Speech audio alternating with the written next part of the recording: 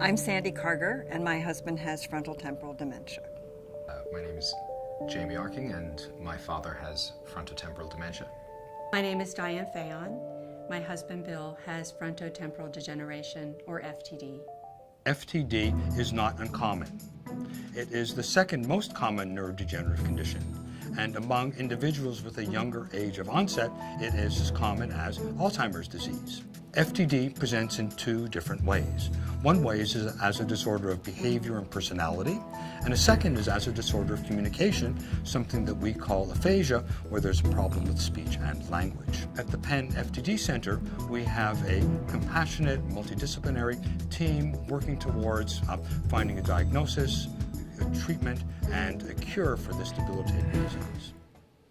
Bill was diagnosed in November of 2009, but of course we knew something was wrong 2 to 3 years at least before that.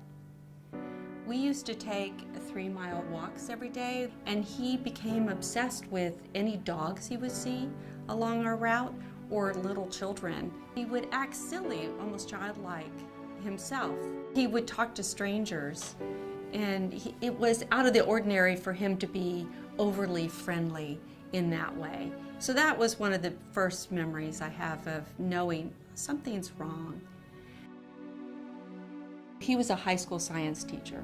And finally, in March of 2009, I got a voicemail at work from his boss and said, "Can you come in and talk to me?" And I just knew that finally things were going to shift. So the first thing was to get him to go to our GP, he saw Bill. He gave him a physical, he asked him questions, and he said, "Bill, nothing is wrong with you. Just go home and listen to your wife." I was furious and so anxious. I went to the nurse of the school, and she actually offered to help me find a good neurologist. And the neurologist said, "I don't know what's wrong with him." So this is crushing again. There's no answer. So we finally got to the Penn FTD Center and saw Dr. Grossman, and he diagnosed him with FTD. And I have to say, I laughed out loud. I was so relieved that it finally had a name. Many patients who come to the FTD Center have seen several doctors before and have had many tests, and this is because part of the definition of this disease is a progression or change over time, and it can be very frustrating for patients early in the disease course where a spouse or family member may notice the patient's just not themselves, but there needs time for the disease to progress and manifest before it can be clinically detected. When a patient first comes to the FTD Center, we obtain a complete medical history along with a physical and neurological examination. We use paper and pencil and computerized tests to evaluate cognitive abilities. We also use questionnaires and caregiver interviews to assess behavioral problems that are common in FTD. My husband was officially diagnosed with FTD, I'd say about 8 years ago. The thing that impressed me so much was that in the first initial interview, Dr. Grossman spent, I think, probably an hour and a half or more talking with Bob. I had MRIs. He didn't look at the MRI initially. He did the interview, did his test, cognitive testing. The very end, he said, "I think I know what this is. Let me see the MRI." He put the MRI up, was right there. I was like a deer in the headlights. At that point, I was told, get your affairs in order. We can't tell you what this is going to look like. I can give you sort of a ballpark explanation of what you might go through. So it was very, very frightening. And then it was very sad.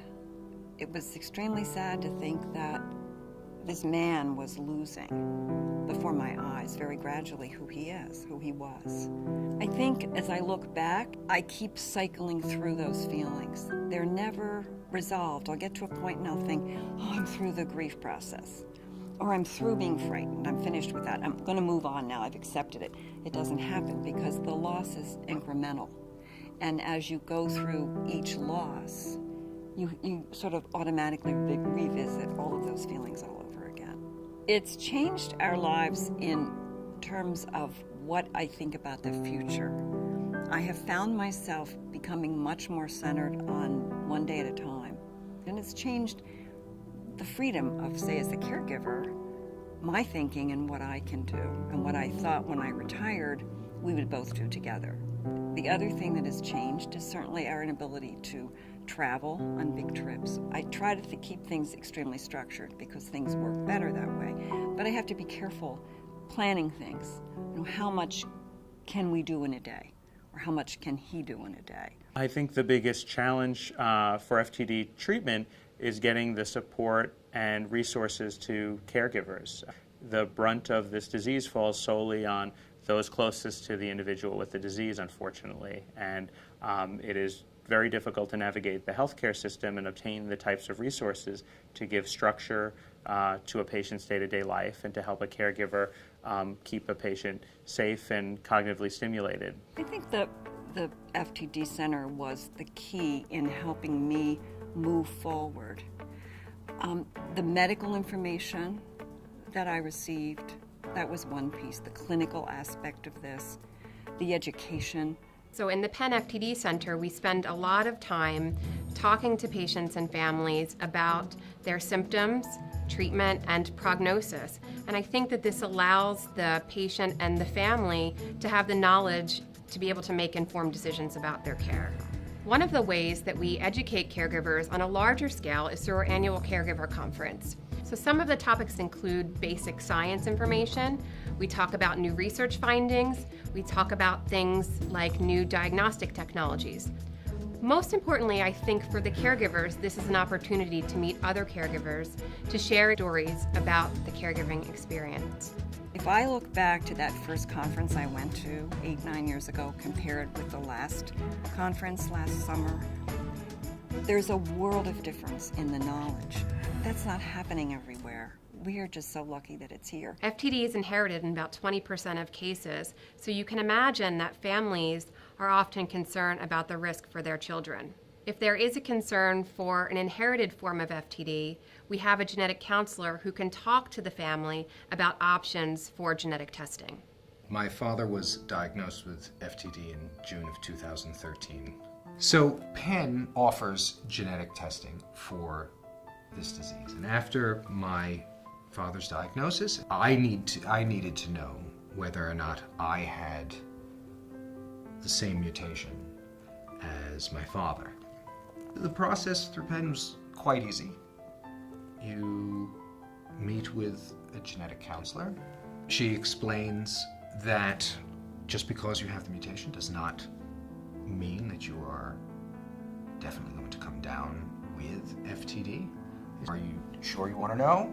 Because this is, once you know, you cannot take back that information.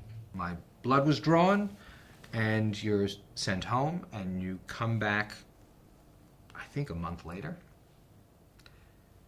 and you go in, and you sit down with the genetic counselor again. She told me that, yes, I have the same mutation that my father has. While I thought that it would not be a problem to know it, it was one of the most difficult things for me to hear. I've now known about this for quite some time and have made peace with the fact that it's there, and if it does happen, there's nothing I can do about it. I mean, I know that Penn is working on and is working on research to try and abate the disease and stop progression. And we're always on the edge of some kind of breakthrough. Main reasons that I wanted to learn for myself is because I wanted to jump in on any clinical trials that Penn has going on. I want to make sure that I avail myself to those clinical trials so that, one, selfishly, I can be a part of something that is hopefully innovative and curative, and also to help, to do my part to help with the general knowledge base of what's going on with FTD, and Penn is an important part in that growth of knowledge towards hopefully an FTD cure. Even though for my husband and a lot of the people that I know that are in my group, the cure is probably not going to be there in time. Someday it will be. And just knowing that, it's really hard for me to describe the hope and the comfort that comes from knowing that this gigantic body, this pool of people from all sorts of disciplines are working so hard on this effort. We are pursuing different methods for identifying biomarkers of disease. This includes using different imaging methods like MRI imaging and PET imaging, and doing different types of genetic testing, different biofluid biomarkers that include cerebrospinal fluid and blood, and we're interested in relating all of these to the proteins that are causing an individual's disease. About 85% of patients seen in the FTD Center choose to participate in the research program, and of those, about 40% of them choose to participate in the brain donation program. This is a very valuable donation because it allows us to determine the gold standard of what was causing the individual's disease, so that we can retrospectively use that data to design better treatments to help the next generation of patients. Dr. Grossman and the entire FTD, his entire team, has been a resource of knowledge and comfort for me and for my family as we battle this disease.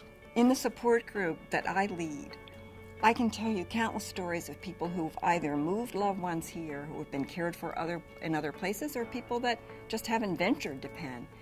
People are over-medicated, they're getting the wrong medication. It's a world of difference. The staff at the FTD Center are so kind and understanding and helpful. I feel like I can call them at any moment with questions, and I have, and they've helped me maneuver and navigate this uncharted territory, and I'm just grateful that they're there. It's a lifeline for me.